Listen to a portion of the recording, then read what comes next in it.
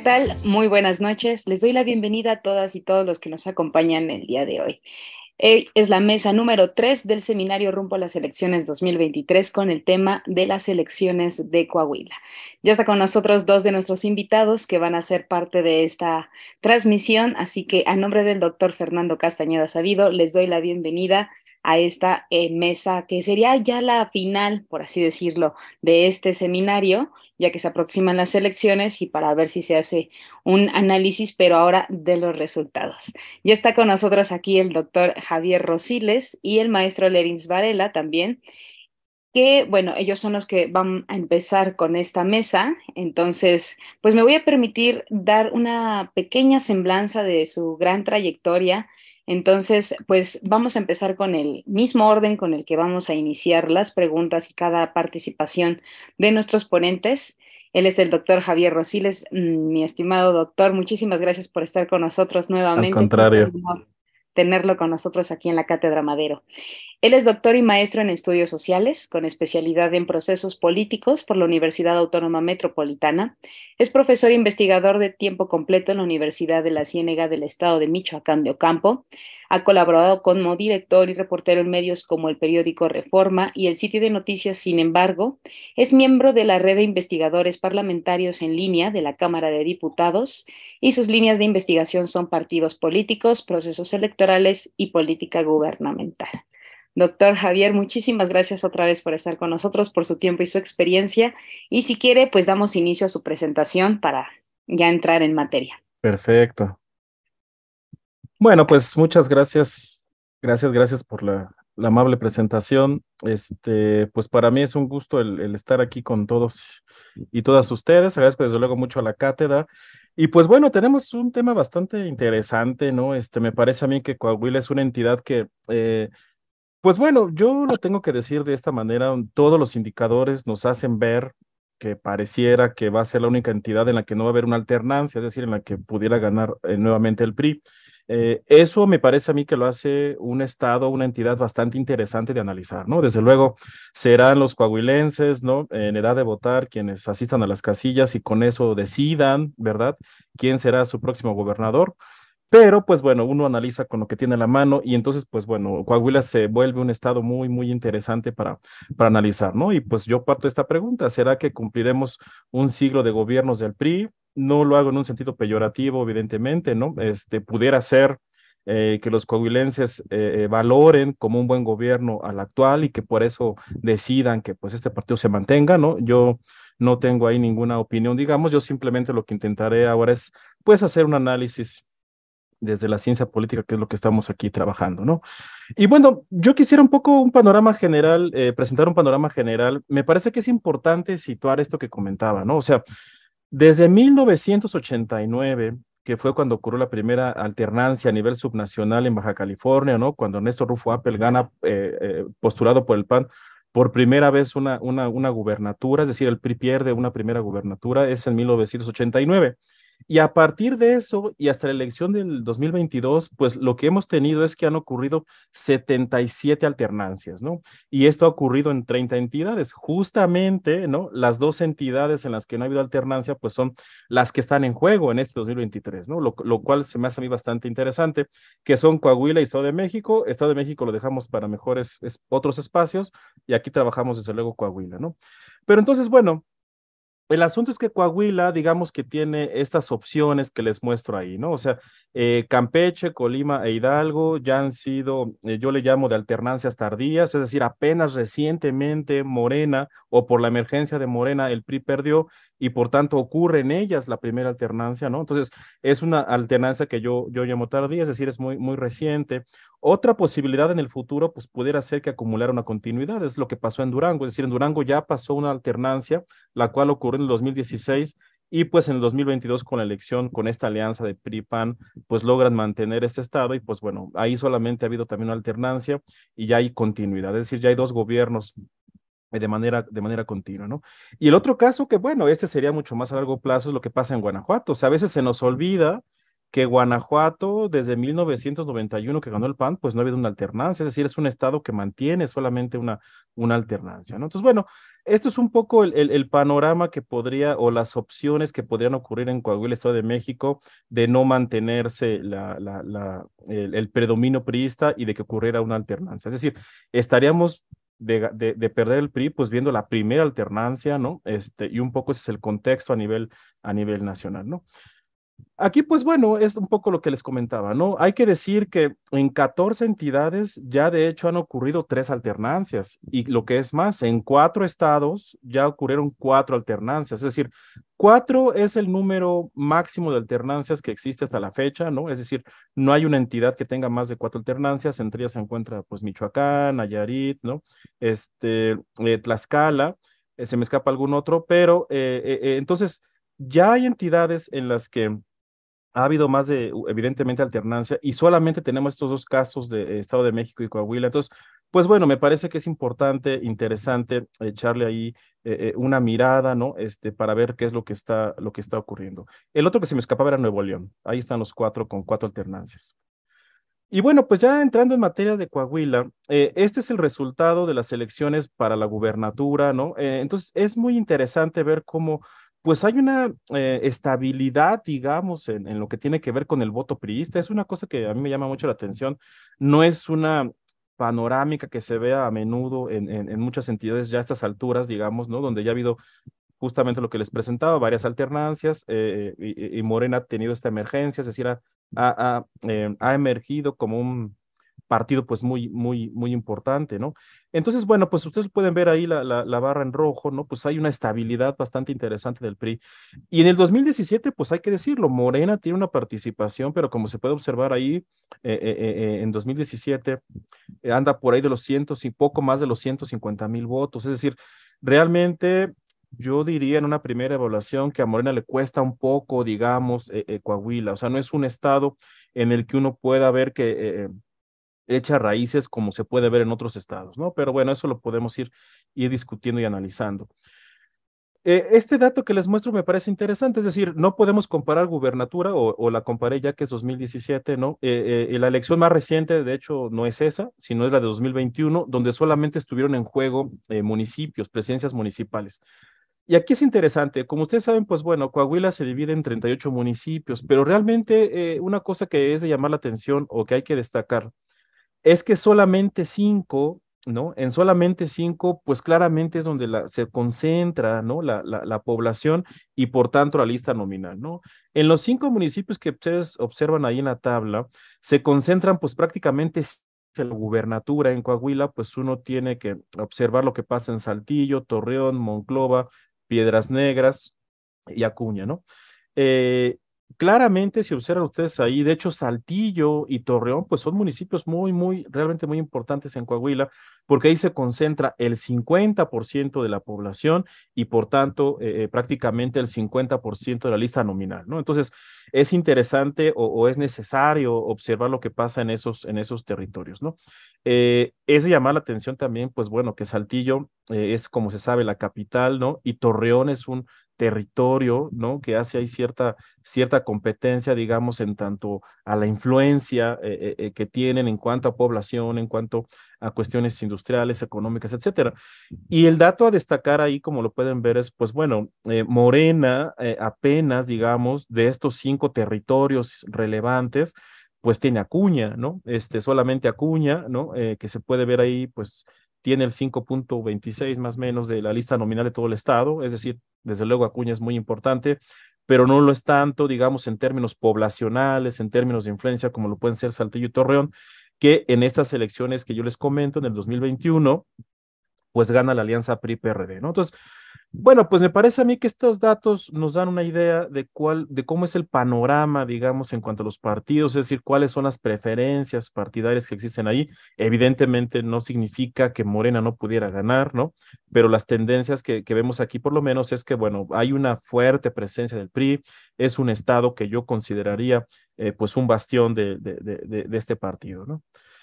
Y bueno, pues ya un poco para quienes nos ven y nos escuchan, pues es interesante analizar ya en esta elección los candidatos, ¿no? Yo quisiera destacar esta cementera morenista, es decir, este origen, ¿no? De tres de los candidatos, ¿no? El caso de Lenin Pérez, el caso de Ricardo Mejía y el caso de Armando Guadiana, pues bueno, de alguna otra manera, perdón, podemos decir que pues tienen un origen morenista o por lo menos estuvieron con Morena, ¿no? En el caso de Lenin Pérez, pues bueno, él va postulado por el Partido Verde y UDC, que es un partido local. Yo creo que Coahuila es un estado interesante en cuanto a los partidos locales, porque UDC es de una tradición, pues ya bastante, acumula varias elecciones presentes. Recuerden que es muy complicado de pronto mantener el registro, ¿no? En este país por el tipo de reglamentación que tenemos. Y sin embargo, pues Coahuila tiene esta particularidad de un partido local, pues con cierta influencia que se ha logrado mantener en el tiempo. Y bueno, pues Lenin Pérez, pues fue, como se sabe, este diputado federal por Morena, ¿no? Ricardo Mejía Verdeja, que me parece a mí que es el caso más atractivo en el sentido de que pues era un subsecretario de Estado, ¿no? Un subsecretario de Seguridad, es decir, no es un cargo evidentemente menor, ¿no? Se requiere estar cerca, digamos, del presidente para tener un cargo de estos, o por lo menos su venia, ¿no?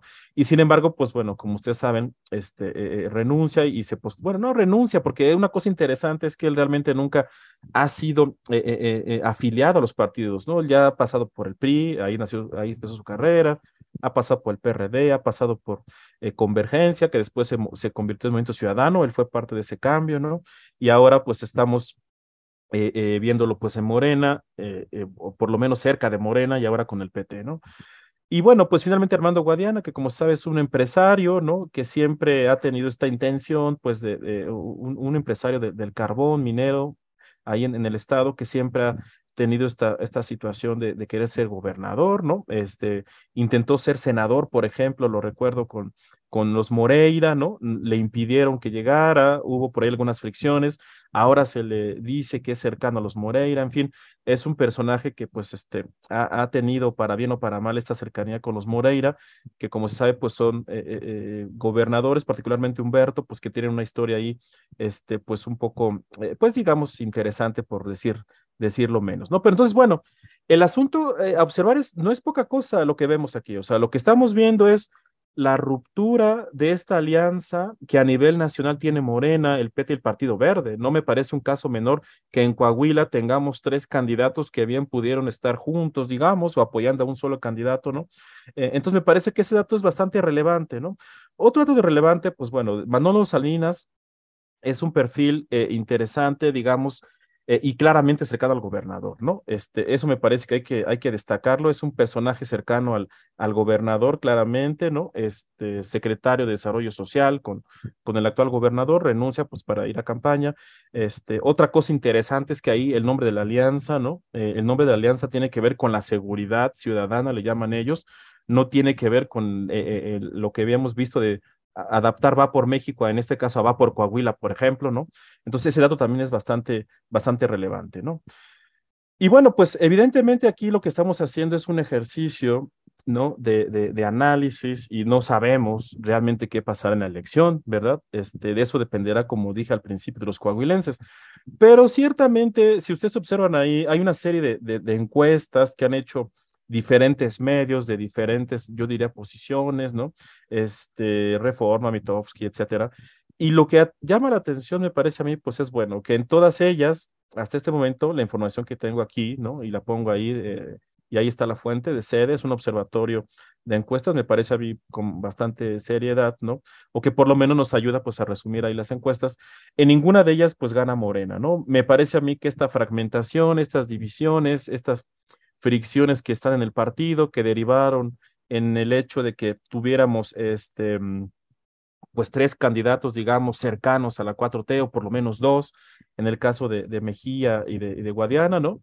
Pues claramente eso fragmenta el voto y bueno, pues ustedes pueden ver ahí, por ejemplo, el PT con Ricardo Mejía, pues lo sitúan entre el 10, el 13%, ¿no? Morena tiene por ahí del 30, pues claro, si uno hace las sumas, pudiera uno pensar que habría posibilidades de que le ganaran a la Alianza PAN PRI PRD. Evidentemente no es una suma aritmética las elecciones, pero pues bueno, ahí está un poco el panorama, digamos, en este sentido en la entidad, ¿no? Ahora, yo para ir cerrando, porque evidentemente, pues Lerins y Rosario, que están ahí en Coahuila, seguramente profundizarán un poco más en el tema y tendrán mejor información que la que yo tengo. Yo por eso lo que les ofrezco ahorita es esto, ¿no? Yo hice un ejercicio en el que analicé las poco más de 57,000 casillas que se abrieron en este ejercicio. Recordarán ustedes la revocación de mandato, ¿no? Que se desarrolló en abril del 22.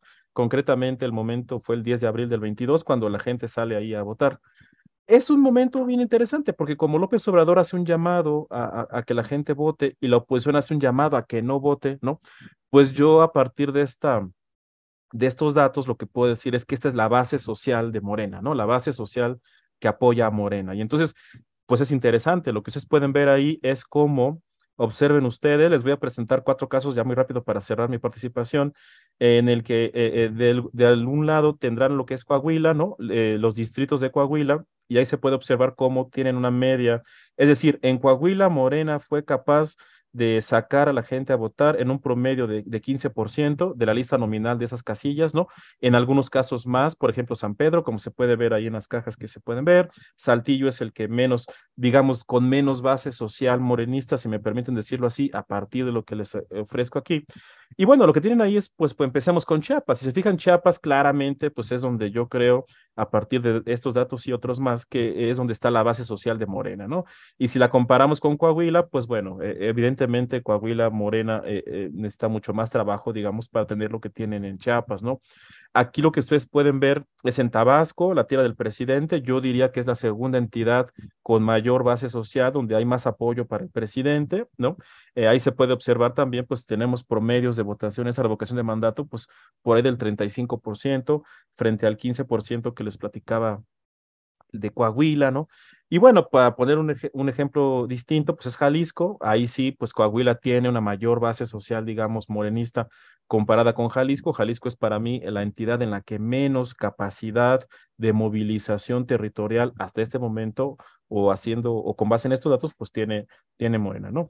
Y bueno, pues ya para terminar, es interesante comparar Coahuila con el Estado de México. Fíjense que curiosamente, a partir de la investigación que les propongo, es muy parecida, ¿no?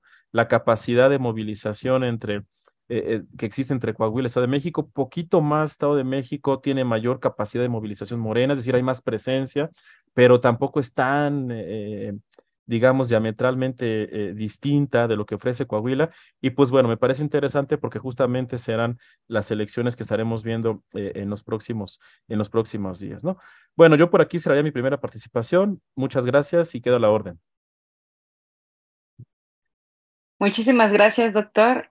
Excelente presentación. Yo me quedo con esa pregunta que usted incluso también ya la menciona. ¿Por qué ir separados si en coalición pudieron haber generado mayores puntos, verdad? Así es. Entonces, pues sigamos con esta mesa para ver también nuestros ponentes que nos vienen también a decir sus puntos de vista. Entonces, si le parece bien, maestro Lerins, iríamos con su presentación, pero antes de ello, bueno, voy a hacer una breve lectura de su semblanza.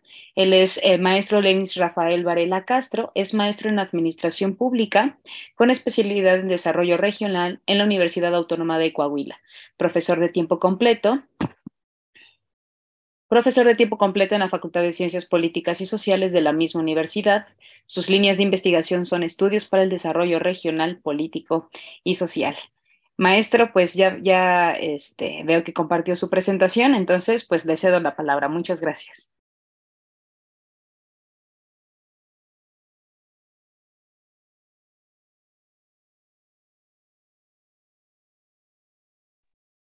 Creo que no tiene su micro abierto, maestro. No sé si...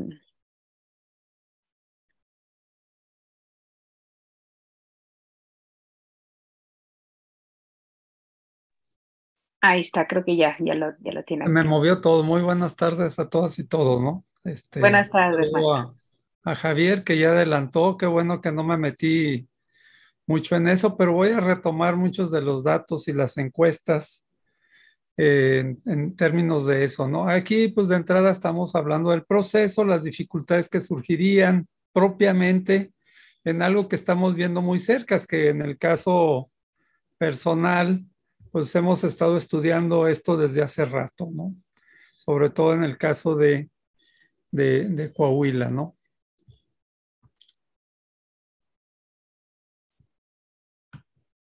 No puedo mover. Ahí está.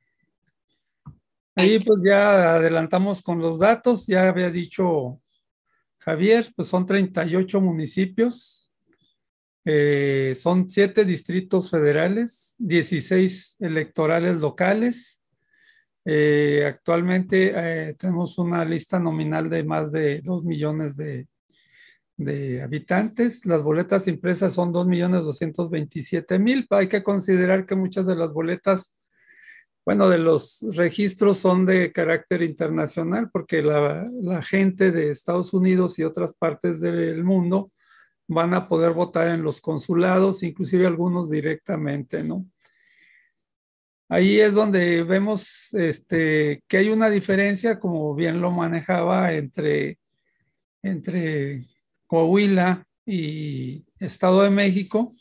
Pues aquí nosotros estamos convencidos de que quien gane en el Estado de México va a sacar más votos que los que tiene la lista nominal de Coahuila, ¿no? O sea, si revisamos la vez anterior, pues una de las candidatas, Delfina, pues tuvo casi 2 millones de votos, ¿no? Y el padrón de la lista nominal de aquí de Coahuila, pues apenas rebasa los 2.400.000.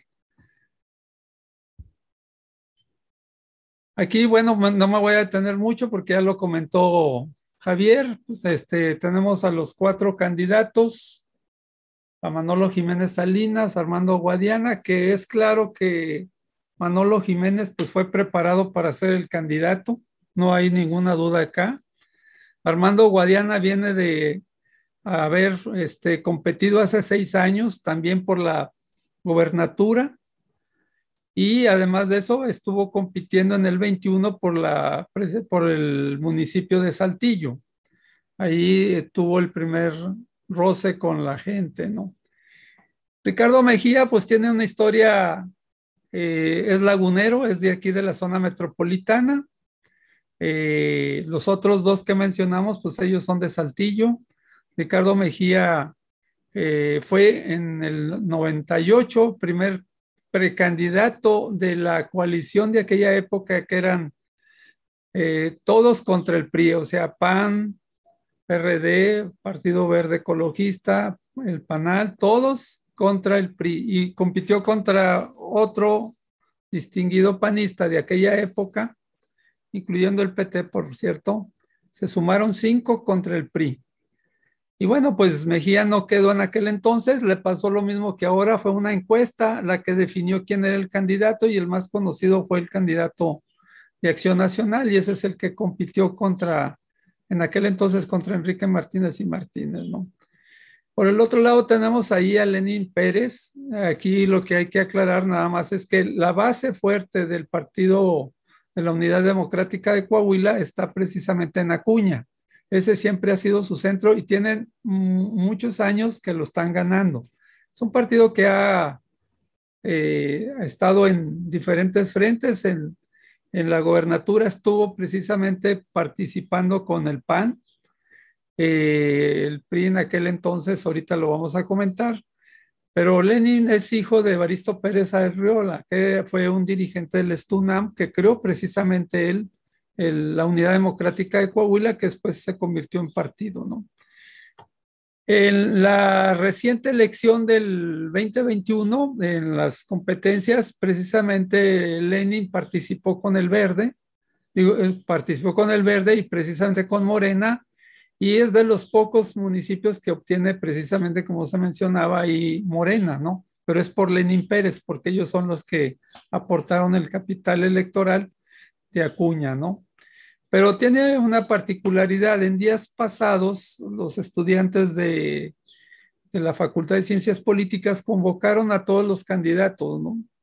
Estuvo Lenín Pérez, que fue el primero que estuvo por ahí, después estuvo Guadiana, Ricardo Mejía, y el que no aceptó estar por ahí en la facultad, pues fue precisamente Manolo Jiménez. Esto fue convocado por el Comité Estudiantil de AMESIP, ¿no? Ahora, algo importante que quisiera yo comentar antes de que otra cosa suceda. Aquí vemos algunas de las encuestas, no me voy a detener mucho porque ya estuvo manejando esto. Hay la tendencia muy clara, ahí lo manejaba Javier. Ahí las vemos, las encuestas. Esta es la última que nosotros quisiéramos retomar, que es la de Polls, que ya saben que es la media de las medias.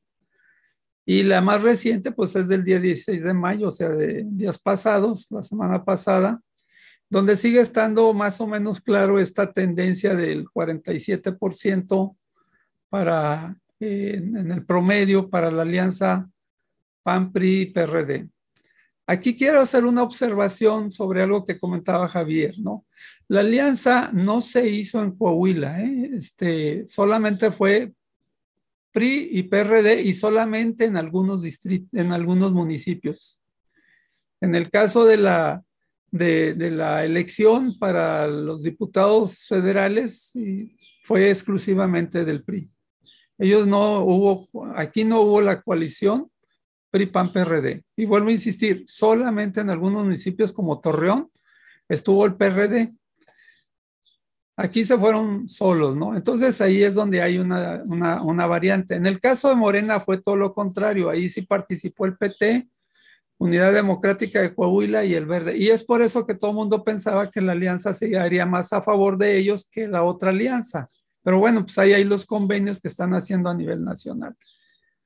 Otro rasgo importante es precisamente que la historia ha sido muy diferente en cada una de las elecciones, tanto a nivel local como a nivel federal. Ahorita las vamos a comentar. Y una de ellas partimos de que esa alianza que yo hablaba de Mejía, precisamente hay una particularidad que le da fortaleza al Partido Revolucionario Institucional en Coahuila. Tiene una maquinaria muy aceitada que inclusive la reforzaron a partir del 2020, en donde vemos diferentes resultados. No es lo mismo los resultados que se dan a nivel local, o sea, a nivel de la gobernatura, a nivel de diputados locales o de municipios, que cuando se compite por las senadurías, la presidencia de la República o los diputados y diputadas. Esto es muy claro porque quiero hacer la observación porque de repente pudiéramos decir algunas cuestiones que a veces no las ubicamos. En el 2000 venía el PRI de ganar y arrasar en la elección previa del 99, perdón. Y en ese sentido, en el bipartidismo que se da precisamente en Coahuila, es que PRI y PAN compiten siempre en ese sentido. En las elecciones del 2000, cuando entra Fox, precisamente gana por primera vez las senadurías y la presidencia de la República el PAN en Coahuila. El PRI pierde todo eso e inclusive pierde 4 de las diputaciones federales. No nada más pierde las senadurías, la presidencia de la República, sino también pierde 4 de los 7 diputados de los 7 distritos que hay, ¿no? Viene la siguiente elección del 2003 y pues se recupera el Partido Revolucionario Institucional. Esa es su cualidad, ¿no? Entonces, ahí yo voy a mencionar, aquí tengo mi cuadrito. Entonces, ahí vemos nosotros que en el 2003 se recupera. Viene la elección de gobernador en el 2005, vuelve a ganar, ahí gana todos conocemos que fue con Humberto Moreira, gana muy fuerte, muy complicado, pero gana muy bien. En términos de que toda su maquinaria, su trabajo que habían hecho, pues les permite sin ningún problema estar ahí.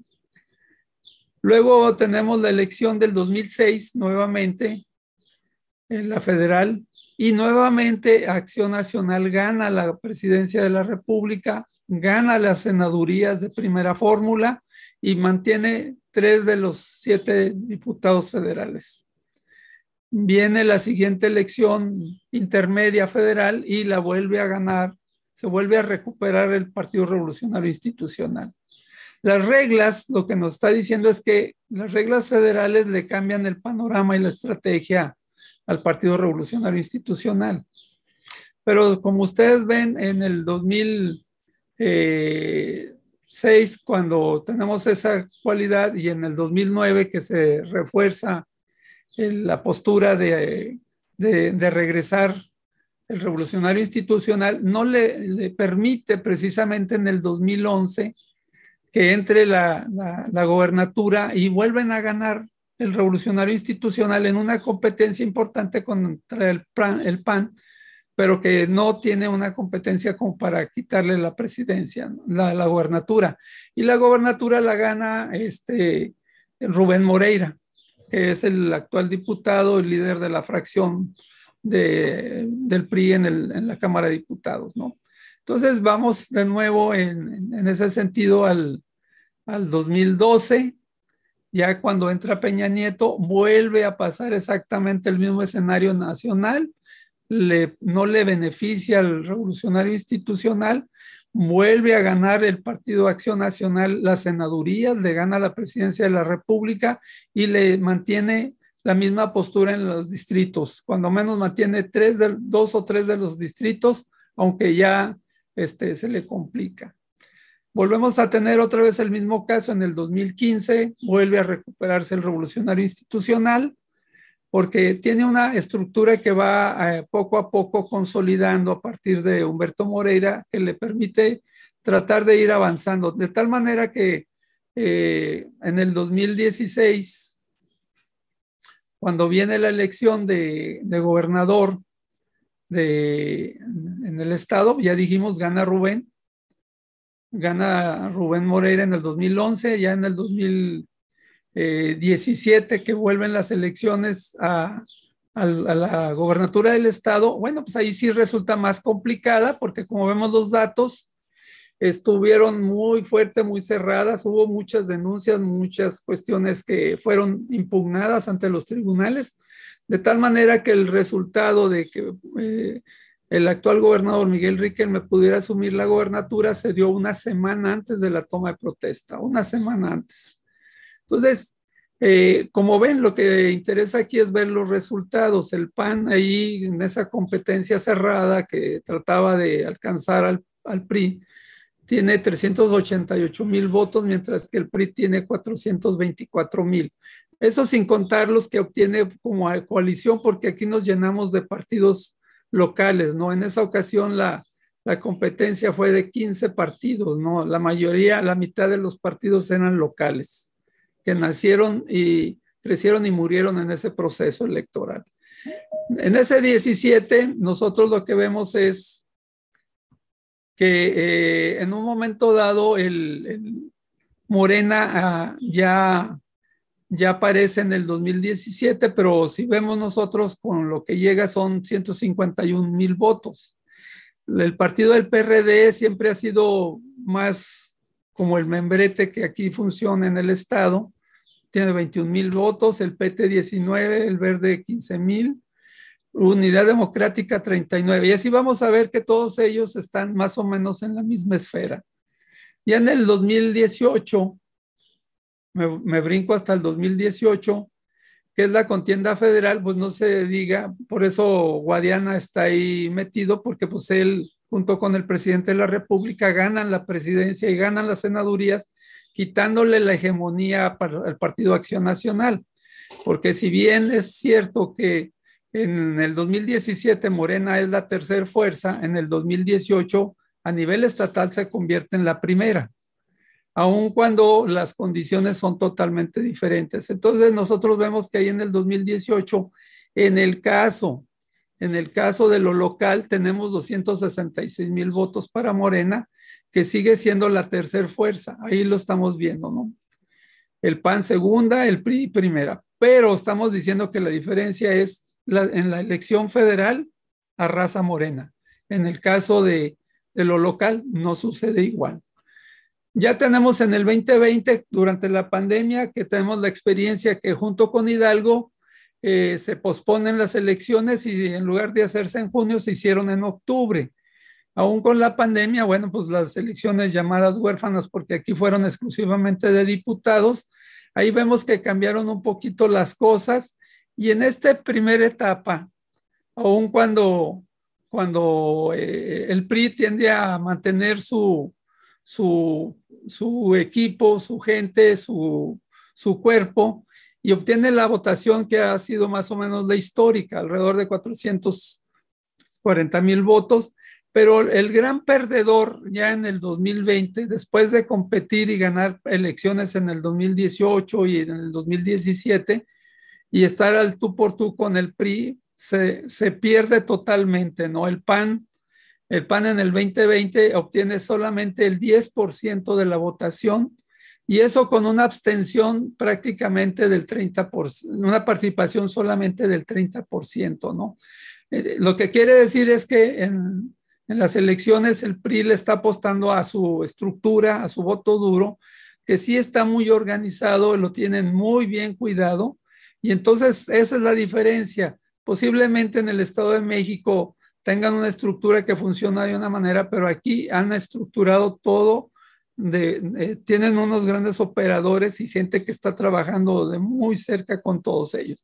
Y aquí vemos nuevamente que entonces en el 2020, a pesar de que el PRI gana todos los 16 distritos electorales, se desfonda el Partido Acción Nacional, pues vemos nosotros que el caso de Morena, pues obtiene ya el segundo lugar, pero muy lejos precisamente del primero, pero mantiene una votación que después del 2018, que todo se le debía al presidente de la República, pues tiene 170,000 votos, ¿no? Ahí lo que mencionaba posteriormente Javier sobre el referéndum y la revocación de mandato, el partido Morena se recupera y saca más del casi el doble de lo que estaba manejando. O sea, sí hay una convocatoria. De hecho, las encuestas, cuando se habla de partidos, resulta que Morena sigue estando arriba, pero con la repartición que se dio y a la hora de que se hablan de alianzas y contra alianzas, pues entonces cambian las cosas. Ya tenemos el 2021, que ya comentábamos que no hubo una alianza de PRI-PAN-PRD, no la hubo, que debe de quedar claro. El PRI se va solo, el PAN se va solo. Bueno, se va en algunos municipios con el PRD, pero vuelvo a aclarar, el PRI juega solo en el 2021 en las elecciones federales y en las elecciones prácticamente todas locales. No participa con el PAN. ¿Y eso qué le pasa al PAN? Pues el PAN pues trata de recupera 164,000 votos. Y aquí hago una observación, esa votación casi es la misma que obtenían en Torreón, en el puro municipio de Torreón en el 2018. Entonces, la caída de Acción Nacional es muy fuerte. Y la recuperación del PRI en el 2021, pues ahí la vemos reflejada, ¿no? Es la primera vez que ellos sacan más de 500,000 votos. Con una participación ciudadana aproximadamente el 57% del padrón, que es la elección más reciente, ¿no?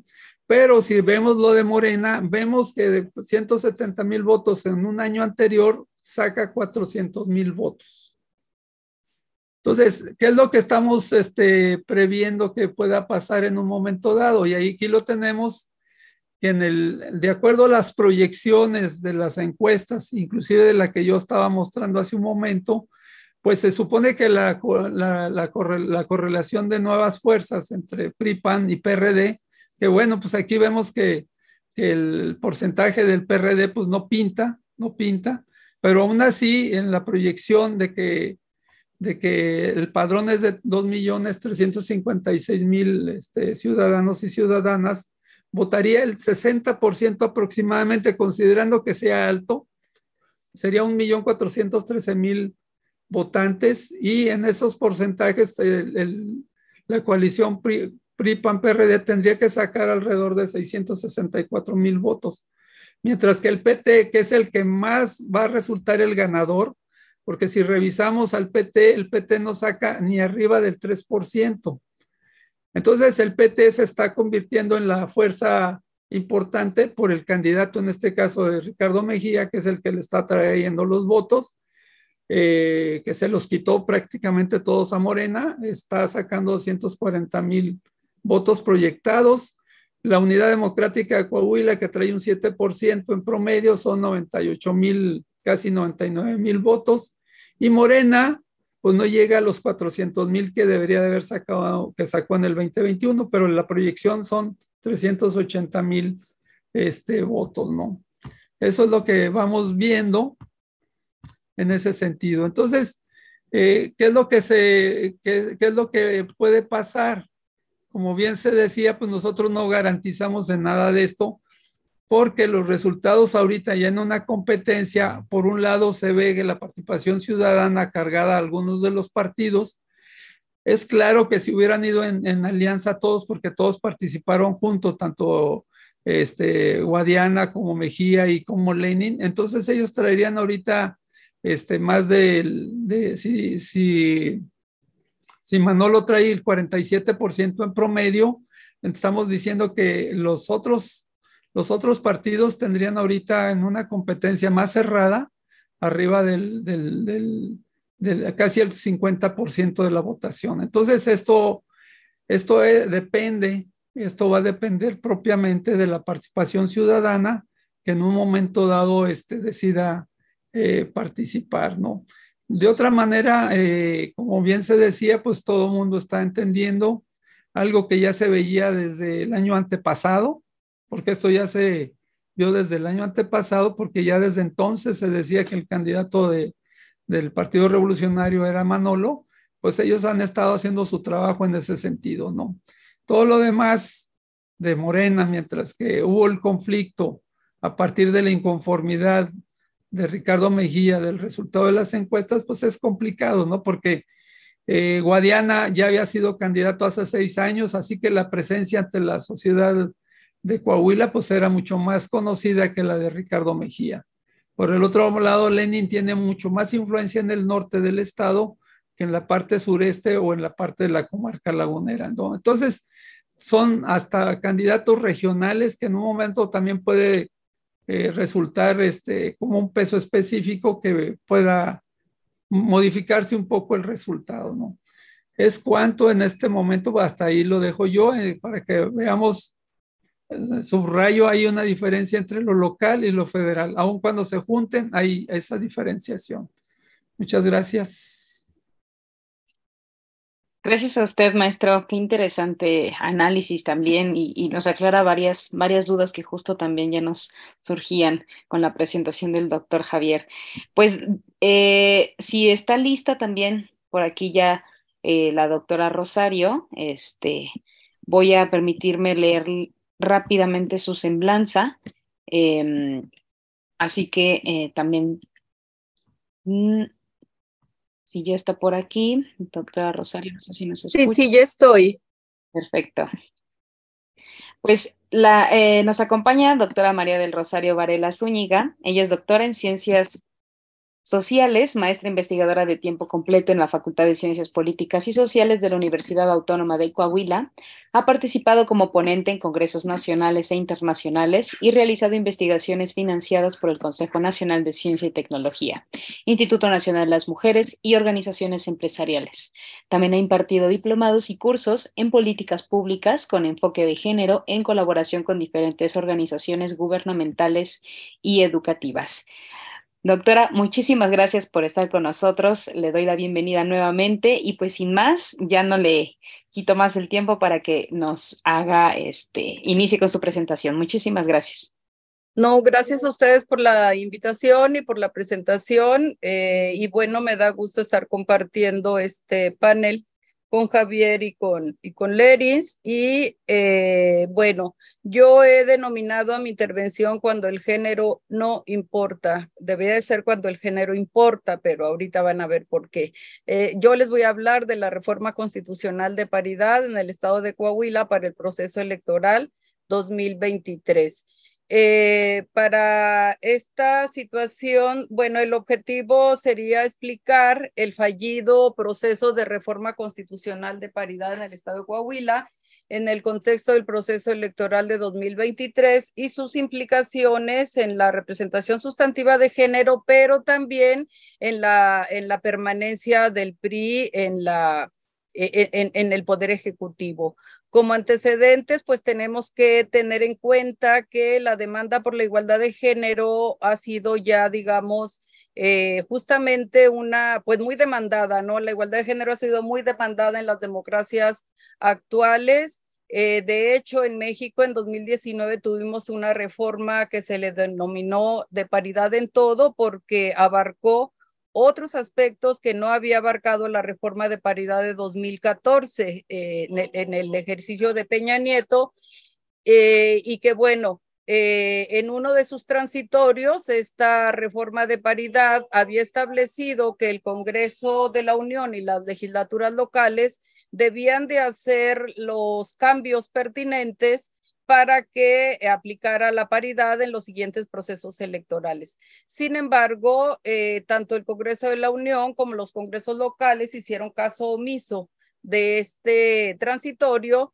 y en este contexto llegaron las elecciones las elecciones estatales de 2021, en donde ante la ausencia de una legislación de paridad que aplicara, el INE tuvo que dictar un acuerdo, un controvertido acuerdo, en donde básicamente, digamos, estableció que a raíz de la reforma constitucional de 2019, la paridad había pasado a ser una medida constitucional de configuración permanente en su observancia para la elección de todo tipo de autoridad.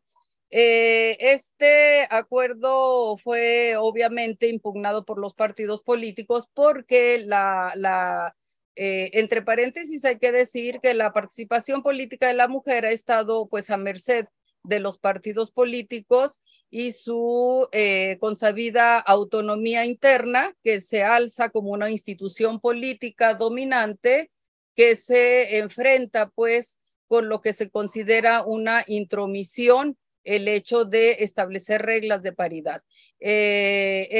Por otro lado, el Tribunal Electoral del Poder Judicial de la Federación, en su también controvertido SUPRAP 116-2020, aparentemente revocó el acuerdo del INE. Sin embargo, en la práctica también llegó a la misma conclusión. Los partidos políticos deberían postular al menos 7 mujeres de los 15 estados en competencia, ¿sí?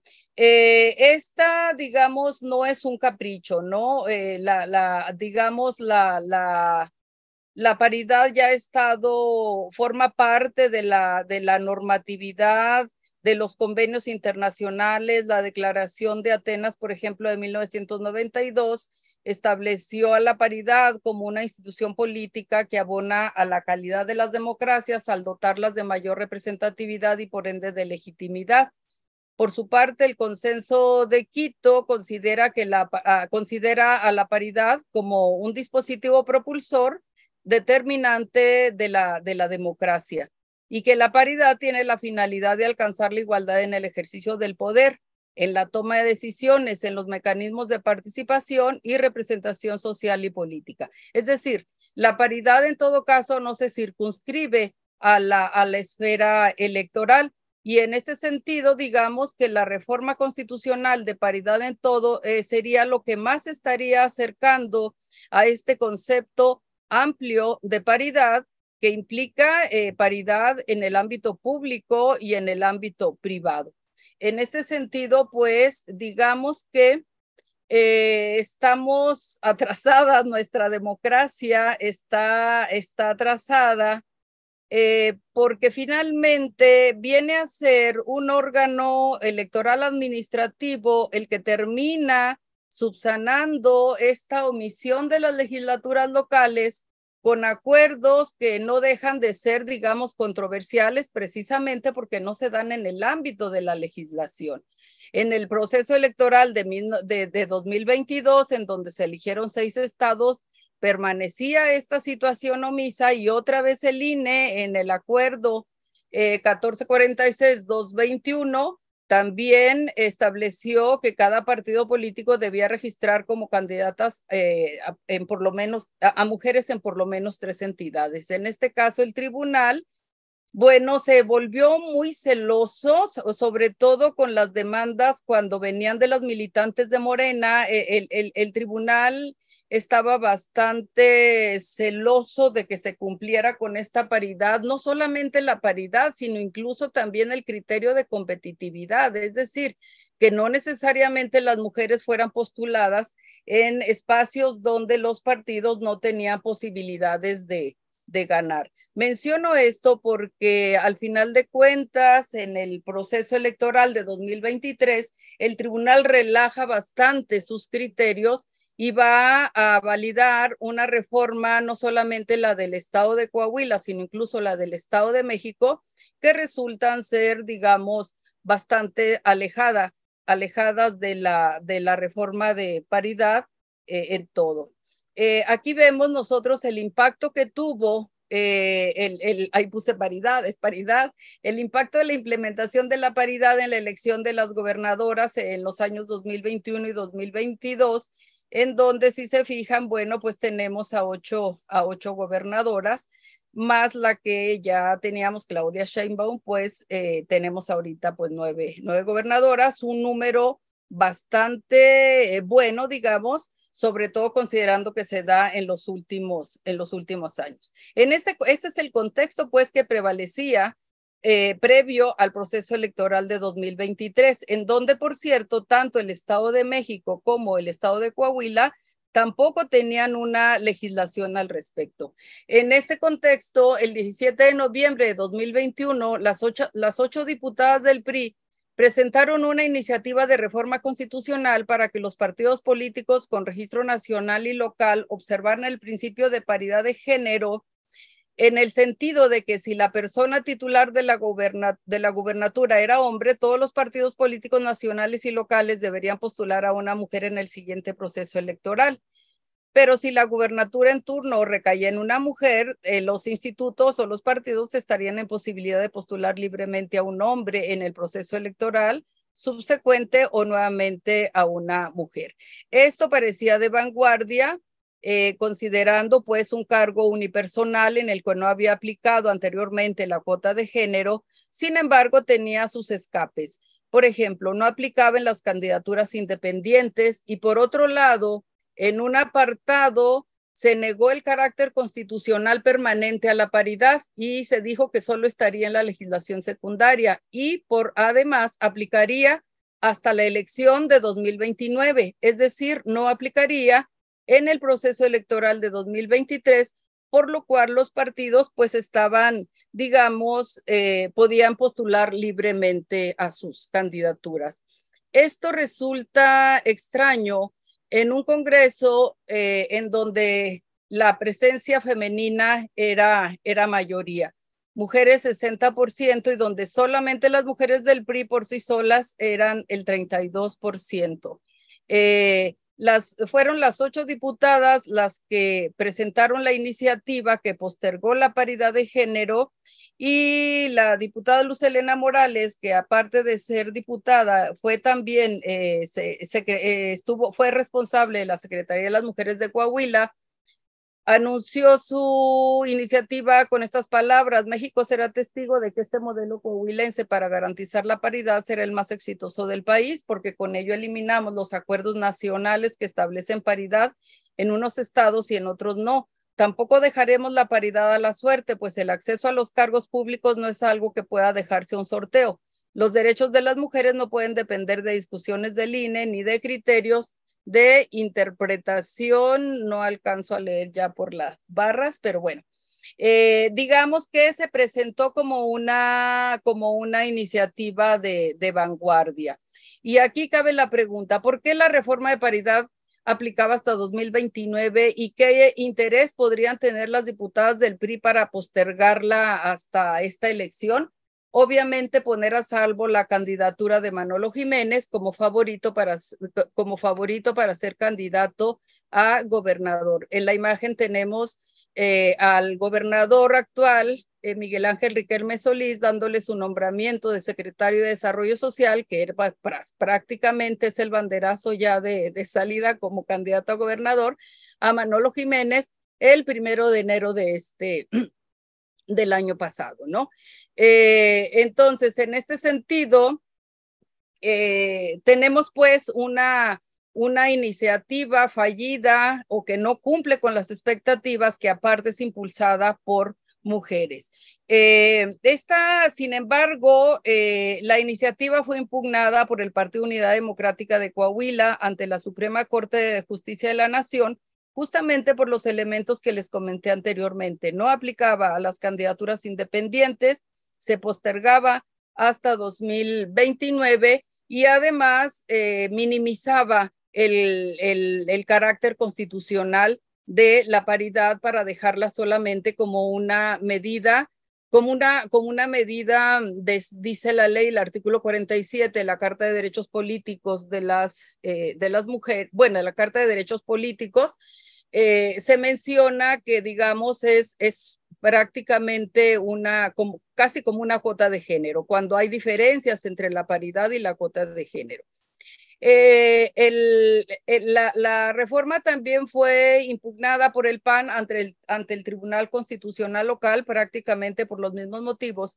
Y el Partido Verde Ecologista, que extraña muchísimo que el Partido Verde Ecologista haya metido una impugnación, porque la única representante del Partido Verde siempre acompañó al PRI en la votación. La votación de la reforma se dio por mayoría, por los 16 diputados y diputadas del PRI y la diputada del Verde Ecologista, básicamente.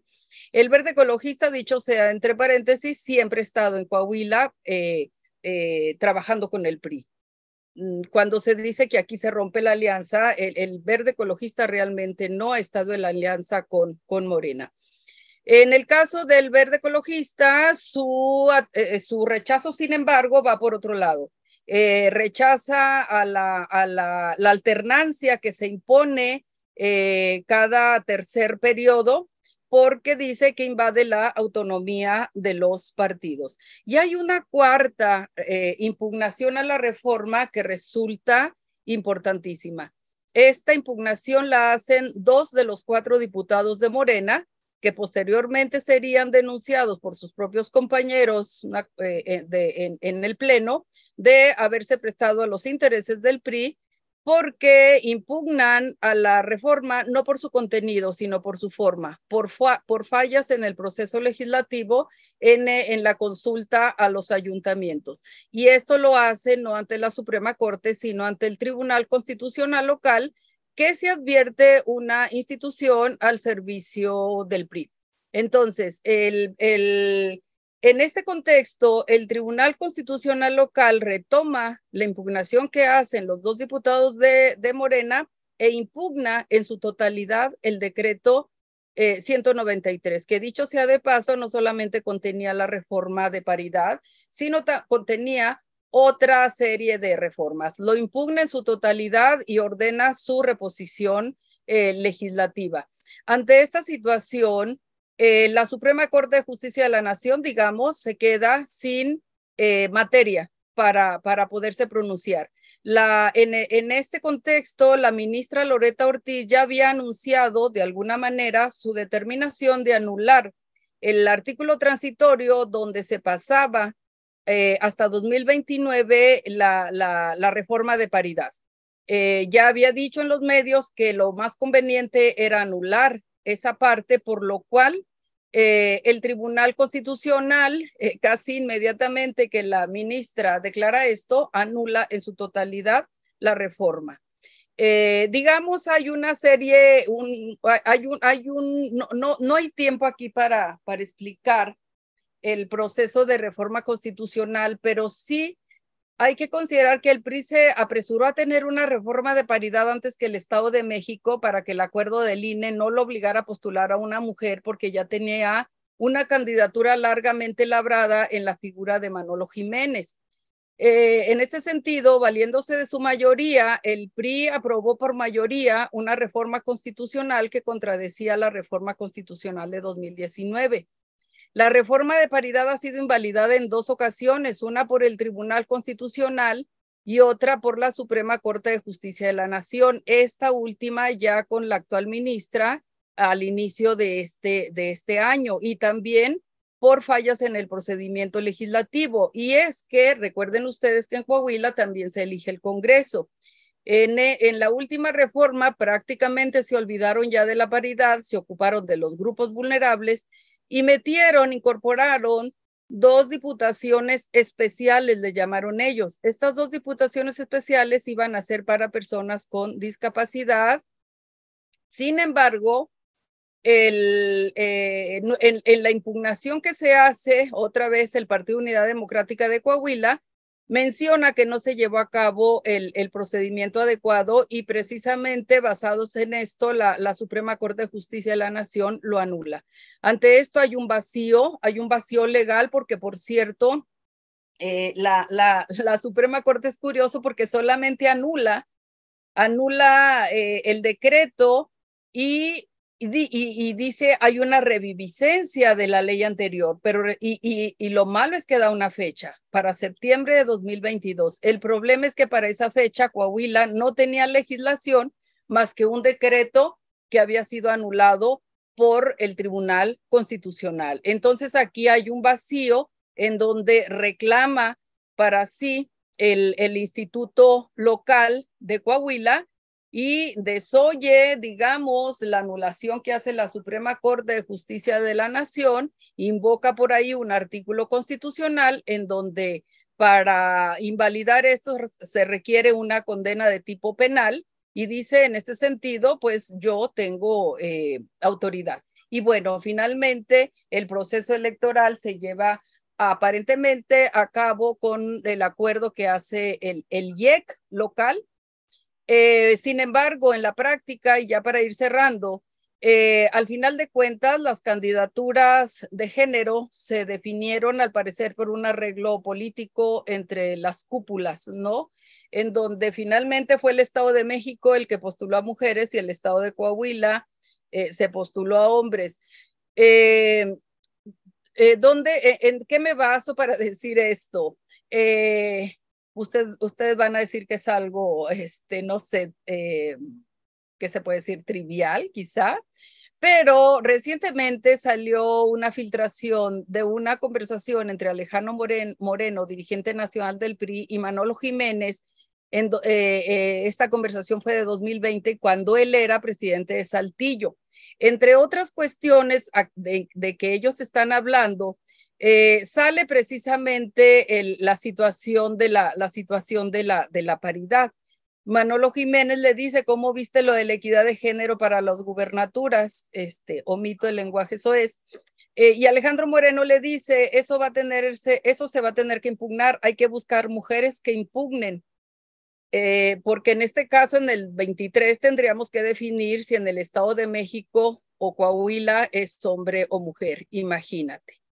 Y Manolo Jiménez dice totalmente de acuerdo, eso podría provocar maniobras en lo local que no le convendrían al partido. Digo, todo se arreglaría si Madrazo metiera una de sus mujeres picudas que sí trae allá. Tú sabes que el jefe Mar se refiere a Miguel Ángel Riquelme Solís, el gobernador, y yo traemos un proyecto. Esto fue en 2020, el proyecto obviamente tenía que ver con la proyección de la candidatura de Manolo Jiménez. En este sentido, pues digamos, se encuadra la utilización de la presencia femenina para que sean ellas quienes presenten las iniciativas que retrasan la implementación de la paridad. Es una estrategia de partidos, no solamente se da en Coahuila, en el Estado de México también fue un hombre, un senador, el autor intelectual de la reforma que también posterga la paridad hasta la próxima elección. Igual situación pasó en Oaxaca. Son mujeres las que presentan la iniciativa como una forma de legitimar desde esta misma presencia femenina la postergación de la paridad. Y bueno, ya como conclusión, especial incremento de las mujeres en los espacios de poder político, la agenda de género no avanza en temas fundamentales como la paridad, al contrario, está teniendo retrocesos. La base militante femenina y los liderazgos femeninos representan una fuerza muy importante del PRI en Coahuila, aspecto que no ha sido suficientemente estudiado. Por ejemplo, las 6 mujeres que actualmente está postulando el PRI van por elección. O sea, en Saltillo, por ejemplo, son 4 mujeres, los 4 distritos electorales que tiene Saltillo, y todas fueron diputadas. Con la disciplina de partido, el PRI ha sabido darle la vuelta al problema, entre comillas, de la paridad de género, y las mujeres han sido muy funcionales para la agenda legislativa de partido. Adicionalmente, las mujeres son leales al partido, es poco probable que, como los hombres, se cambien a otros, ¿no? Aquí hemos tenido algunos éxodos, ¿no?, de diputados que en este contexto pues se han ido a Morena principalmente, pero resalta que son hombres, no son mujeres. Y bueno, esto sería todo de mi parte. Agradezco la atención. Muchas gracias, doctora. Qué interesante, otra perspectiva completa de lo que viene en estas elecciones y qué curioso, ¿verdad? Unas son puros, como lo menciona, candidatos hombres y en el Estado de México solamente 2 mujeres, ¿no? Ya tenemos 3 preguntas que nos gustaría pues decirles a los 3, van un poquito seccionadas para que pues en ellas metan una conclusión. Si también quisieran mencionar algo que también la maestra, el doctor, quieran comentar entre ustedes, también es súper válido. Tenemos otros 15 minutitos más para estas preguntas. Entonces, pues inicio con usted, doctor Javier. Esta pregunta que hacen en Facebook: ¿cree que por fin el PRI deje de gobernar Coahuila a pesar de cómo se ven las estadísticas después de todos estos años en el poder?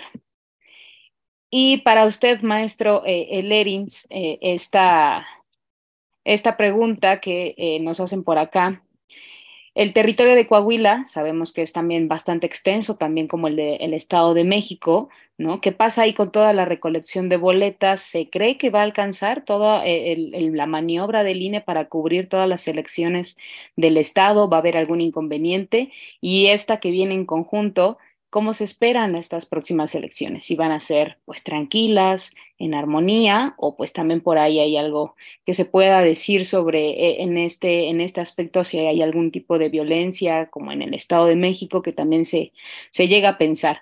Y pues para cerrar, doctora Rosario, estas candidaturas de discapacidad fueron una cortina de humo para al final del día solamente amenizar como el que sí se está tomando en cuenta a distinto, para abrir el panorama a otros candidatos. Entonces, pues ahí están las preguntas, así que iniciamos como fueron las exposiciones. Doctor Javier, iniciamos con usted, por favor.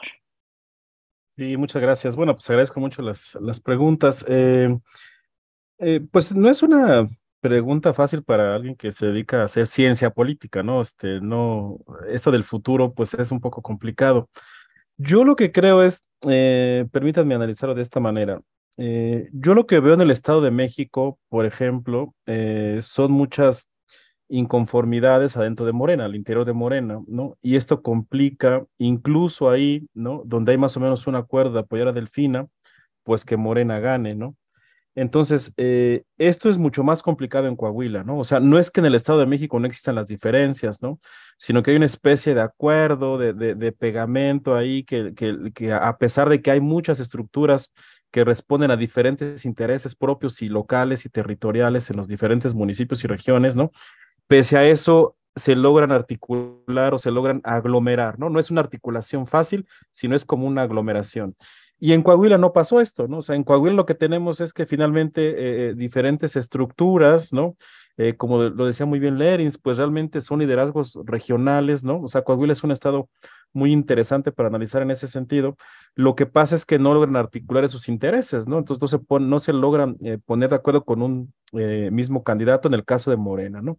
Entonces, dicho esto, yo creo que aunque no podemos hacer futurismo y considerando esto que comento y además las encuestas, a mí me parece, desde luego serán los coahuilenses quienes decidan, pero hay es posible, hay una gran probabilidad de que el que gane pues sea el PRI, es decir, que Coahuila, no pienso lo mismo del Estado de México, lo digo aquí con todo respeto, me parece que Coahuila sería el único estado en el que el PRI no ha perdido una sola elección, ¿no? Ese sería como, digamos, mi pronóstico, si es que se me permite, no dentro de la ciencia política, pero pues haciendo un pronóstico de lo que observo, ¿no? Así que yo veo complicado.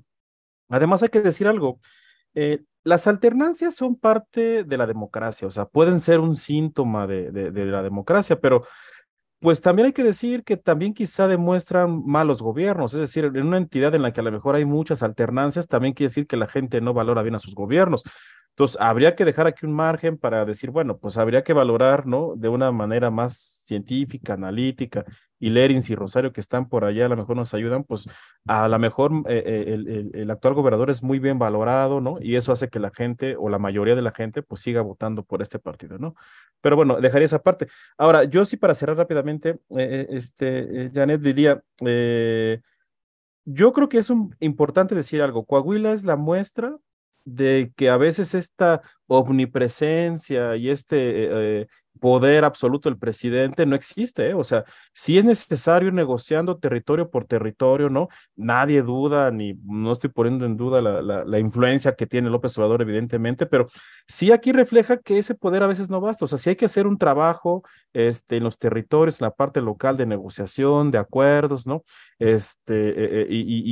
Y me parece que las divisiones de Morena ahí están, solamente que en algunos estados se logran, insisto, articular y en otros no, como en el caso de Coahuila, ¿no? Gracias. Muchísimas gracias a usted, doctor Javier.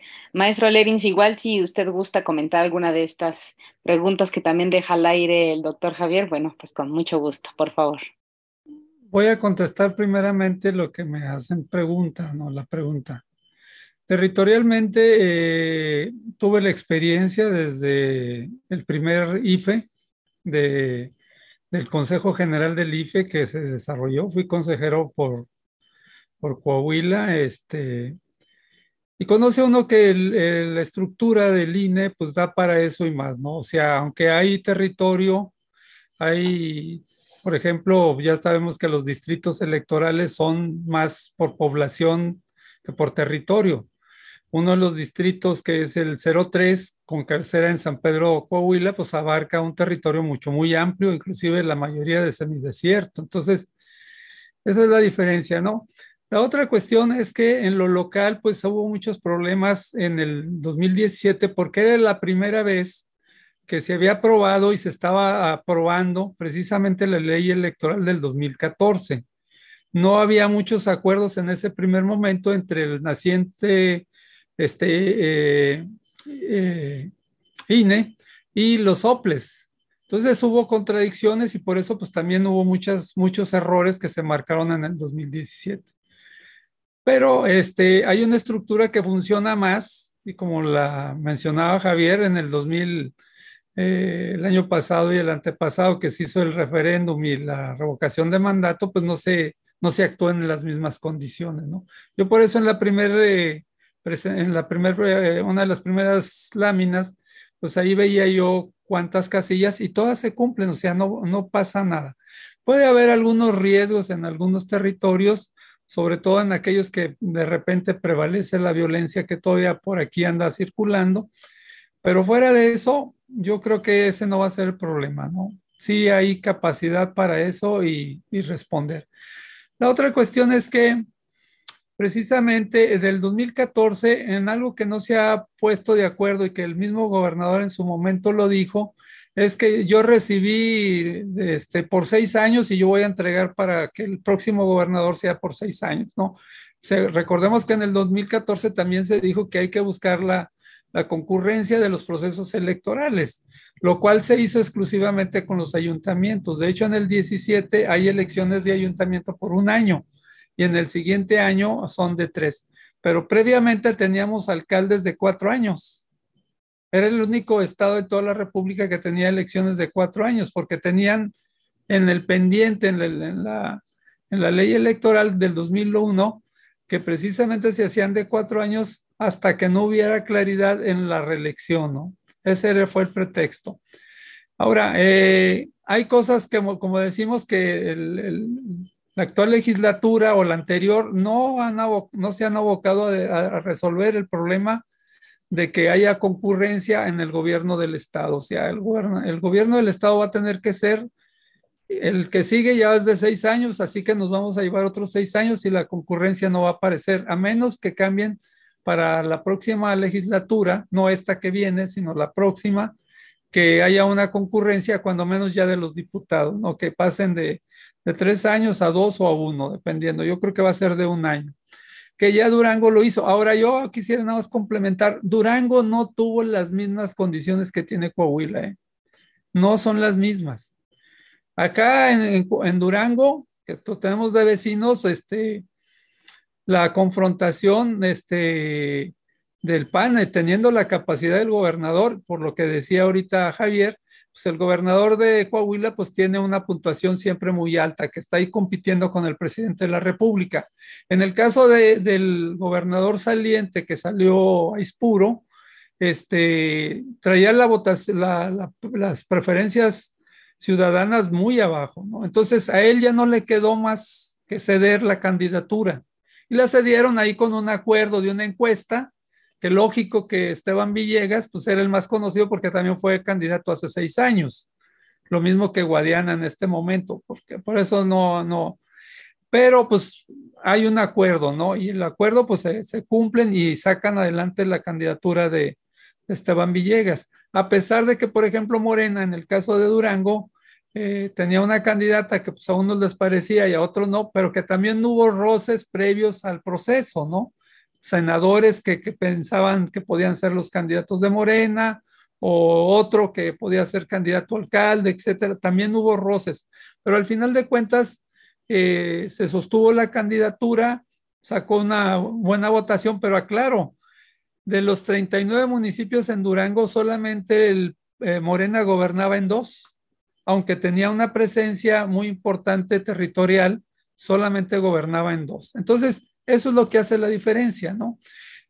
Ahorita en el proceso electoral que hubo apenas el año pasado, Morena en Durango ya obtuvo no nada más 2, obtuvo 19, aunque perdió una de ellas, Gómez Palacio, que es el segundo municipio de importancia en Durango, ¿no? Entonces, todo se va moviendo de manera coyuntural, ¿no? Entonces, Coahuila en ese sentido, pues está en esa disyuntiva. Yo creo que hay cosas que están pendientes. Yo estoy de acuerdo con Javier y a todo mundo lo decimos. Todo depende de si la ciudadanía sale a votar o no. Yo por eso hice una proyección diciendo, si los datos son estos a los que vamos, esto es lo que va a pasar, ¿no? Posiblemente saquen más o saquen menos. Una de las cosas que siempre dice uno, bueno, pues depende de cuál va a ser la diferencia. Pero al menos ahorita traemos 47, 27, 17 y 7, ¿no? Hay una diferencia de 20%, de 20 puntos porcentuales del primero al segundo lugar, ¿no? Que no debería de ser por las condiciones. Ahora, todos aquí sabemos que las condiciones, como bien lo decía Rosario hace un momento, pues el Verde siempre ha estado en una postura muy clara en el gobierno en turno, el PRD ni se diga, ¿no? Ese siempre ha sido y ahí no crece, no pasa nada. Y el Verde, ya yo comentaba que la Unidad Democrática pues también se mueve mucho. El PT no tiene mucha presencia, ¿no? O sea, ahorita ya dijimos va a salir, es el partido que va a salir ganando, ¿no? O sea, el PT ya tendrá algo que negociar con Morena para el año que entra, ¿no? Entonces, estamos ante esa coyuntura en donde hay diferentes factores estatales que no permitieron precisamente que se diera esa unidad. Y la otra, que quieras o no, hay que reconocer, hubo egos muy claros de gente que no aceptó cómo se hicieron las cosas al último, ¿no? Y ese es parte de los procesos que se dan, ¿no? Entonces, no somos adivinos, pero sabemos que va caminando todo eso. Ya comentaba Rosario, ya lo comentaba yo, esa es una candidatura que se vino preparando desde hace mucho tiempo. No había ninguna duda de que él iba a ser. Ya no lo habían comentado muchas gentes del Estado. Entonces, pues, el resultado ahí está, ¿no? Y yo retomo una frase que dijo un gobernador que ya estuvo, las elecciones se ganan un año antes de que salga la convocatoria. Entonces ellos ya tenían todo decidido, ¿no? Y debo de reconocer que a diferencia del PRI, estatal de Coahuila al PRI estatal de Durango es totalmente diferente, es más cohesionado, funciona con una estrategia, inclusive a pesar de lo que se puede decir, con discursos que son de izquierda, ¿eh? Ahí no está recriminar, no está coaccionar directamente, no, no. Cuando se les empezaron a salir algunas personas, rápidamente los atendieron, ¿no? Siempre atienden a la gente, ¿no? Porque uno los ve, los vive, porque bueno, la historia nos dijo que cuando menos estos 6 años que estamos por concluir, a la región lagunera le fue un poquito mejor porque fue un gobernador de la laguna, de la zona metropolitana, expresidente municipal de Torreón. El magistrado presidente de la Suprema es también de Torreón, el rector es de Torreón, de la Autónoma de Coahuila, y el diputado presidente de la Cámara de Diputados es de Torreón. Pero el año que entra las cosas van a cambiar totalmente. Saltillo va a recuperar lo que había perdido, ¿no? Es cuanto. Muchas gracias, maestro Lerín. Maestra Rosario, por favor. Sobre si las candidaturas propuestas, perdón, las dos posiciones de RP propuestas eran más que nada como una pantalla, una cortina de humo. Sí, de hecho, en la discusión que se dio en el Pleno, justamente los diputados de oposición hacían ver lo vacío que estaba el concepto de grupos vulnerables, porque justamente a partir de estas diputaciones fue que ya se quitó la atención a la cuestión de la paridad. Se mencionaba que, bueno, los grupos vulnerables eran las personas invidentes, etcétera, etcétera, ¿no? Las mujeres ya no eran un grupo vulnerable. Y entonces, digamos, esto incluso con la oposición de los mismos grupos de discapacidad, quienes no querían ser abanderados por partidos, o sea, sí estaban de acuerdo en tener, digamos, esta presencia de representación, pero no querían que fuera a partir de partidos políticos, ¿no? Sin embargo, repito, esto fue invalidado porque la consulta que se hizo fue por correo electrónico y bueno, la Suprema Corte dijo esto no es posible, que se haga una consulta así con los grupos y bueno, y va para atrás, ¿no? Bueno, eso con respecto a la pregunta. Yo quisiera abundar nada más en esta parte que mencionaba, que mencionaba Javier con respecto a las presidencias que tenía o que tiene Morena a partir de 2021. En realidad son dos de Unidad Democrática de Coahuila. Lo que pasa es que en el 2021 iban a ir en coalición UDC, Morena, PT. Sin embargo, justamente por todos estos juegos institucionales que se hacen, el IEC finalmente les negó el registro, pero fueron al final de cuentas en alianza de facto, ¿sí? Entonces, la elección de municipal de 2021 fue, el ambiente, digamos, era muy, muy diferente al que está ahorita. Ahorita es prácticamente pues de discordia, ¿no? De enfrentamiento y en 2021 pudieron trabajar una coalición de facto, incluso aunque no estuvieran registrados. Entonces, por esa razón es que algunas de las presidencias que en realidad son de UDC aparecen formalmente como de Morena, ¿sí? Y mi impresión de por qué no van ahorita en alianza, tengo que investigarlo, pero yo creo que UDC cobra caro su 4 o 5% que saca, ¿sí? Porque el UDC, bueno, aquí se conoce realmente como la UDC, ¿sí? La unidad, se le conoce la Unidad Democrática de Coahuila. Siempre ha ido, por lo regular, siempre fue en alianza con el PAN, por allá en sus inicios lo hizo con el PRI, pero luego fue en alianza con el PAN y en un juego de ganar, les iba bien a los dos. El PAN tenía presencia en el norte a partir de su alianza con UDC, y UDC obtenía posiciones en el Congreso, ¿no? Principalmente. En las elecciones municipales, UDC siempre ha demostrado su fuerza. Entonces, creo que sin poderlo comprobar todavía, sin tener elementos, creo que Morena ahora se quiso atener a su propia fuerza porque finalmente Morena sacó muy buena votación, o sea, desplazó al PAN como segunda fuerza política, ¿sí? En los cabildos tiene muy buena representación proporcional Morena, ¿no? Entonces, finalmente, no sé si UDC por ahí cobraba caro su alianza con Morena, y en este sentido decide hacer alianza con el Verde Ecologista, que por otro lado, pues el Verde Ecologista muy a duras penas, muy a duras penas sacó el 3% en la elección municipal. Entonces es una coalición que yo realmente no le veo futuro, no creo que le abone mucho a UDC el Verde Ecologista. Y ya por ahí su dirigente del Verde Ecologista ya hace unos cuantos días pues ya dijo que iban a revisar esto, ¿no? A ver si la votación que sacaba su partido, pues si le servía a Morena, pues podían llegar a otro arreglo, ¿no? En realidad, repito, es muy poca votación la que saca Verde Ecologista. Me parece que más bien tendría que llegar a un arreglo entre el candidato del PT, Morena, y por supuesto UDC.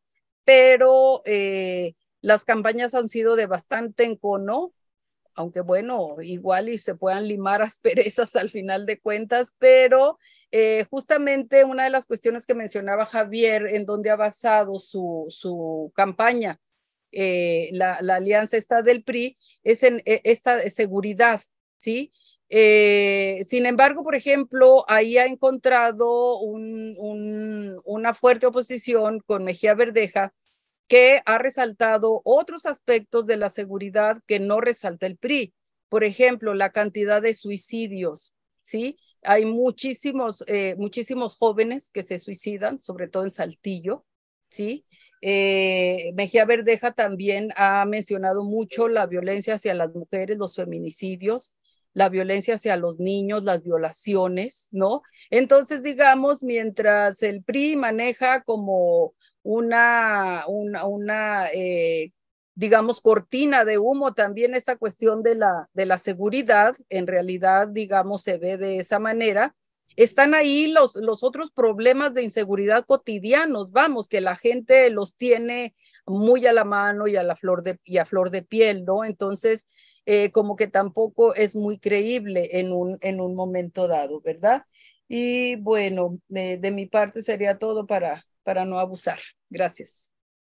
Muchas gracias a los tres. ¿Y qué les parece si ya cerramos esta mesa con esta última pregunta que nos hacen en Facebook? Si quieren es sí, no, y a lo mejor un breve comentario. Nos pregunta Jorge del Río si el PRD perderá su registro como partido local en Coahuila, como ya lo perdió en los otros 25 estados del país. ¿Usted qué opina, doctor Javier? Híjole, pues yo creo que le ayuda un poco la alianza y lo va a mantener como por un voto, ¿no? Usted, maestro Lerins. Ay, déjenle. No, quiero aclarar nada más que el PRD no ha tenido registro en el estado, ¿eh? Ha perdido todas las elecciones anteriores, ahí lo demostré en el cuadro, que muy apenas saca el 1% o menos del 2%, pero en ninguna ha tenido representación en la Cámara, ¿no? Entonces es un partido que, que no aporta nada, nada más que el membrete, no aporta. Digo, voy a poner el ejemplo de aquí de Torreón en el 2021, pues el PRI sacó el 96, 97% y el otro pequeño pedacito fue de abstenciones y el 1 o 2% le aportó ahí como 5,000 votos, ¿no? Entonces, no tiene registro, que quede claro, no tiene registro. Se le mantiene el registro en el carácter nacional, pero ya no tiene derecho a las prerrogativas, ni a los recursos, ni nada, ¿verdad? Perfecto. ¿Algún comentario, doctora? Pues a mí me viene a la mente una imagen que recientemente vi en un crucero, la imagen de Manolo en la bandera azul del PAN, ¿sí? Azul pintado de azul. Y buscaba yo el amarillo del PRD y no lo hallé, obviamente, en la bandera, pero lo hallé en el asfalto.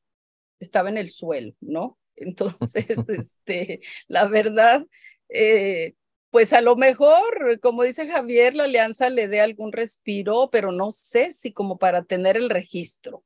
Sí, porque como dice el maestro Lerins, pues no ha tenido el registro.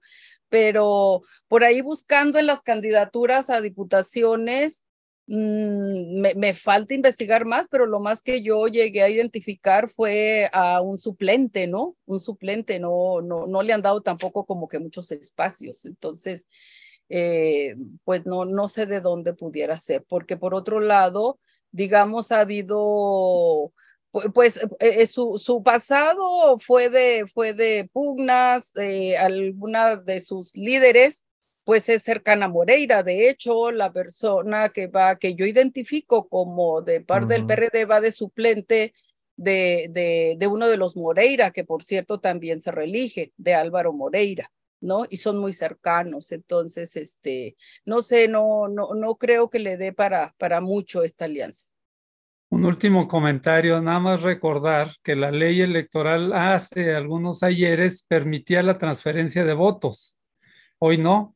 Hoy es candidatura común y entonces ellos, por mucho que estén votando en algunos distritos, de hecho no les tocó, hasta donde yo sé, no les tocó, ahí me lo dirá Rosario, pero la repartición de los 16 distritos se hizo entre PRI y PAN nada más.